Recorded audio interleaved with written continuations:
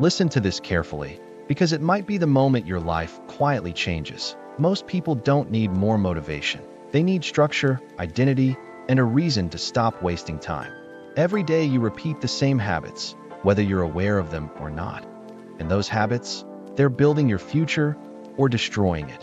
People think life changes with some big, magical moment. It doesn't. Your life changes in silence.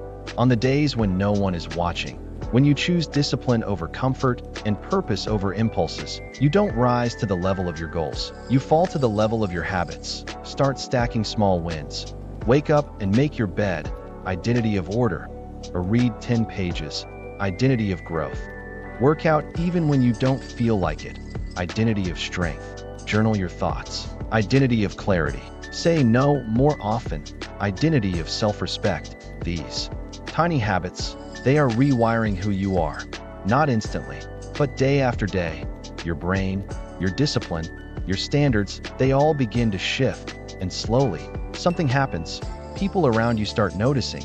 You become quieter, more focused, more intentional. You stop chasing validation and start chasing purpose.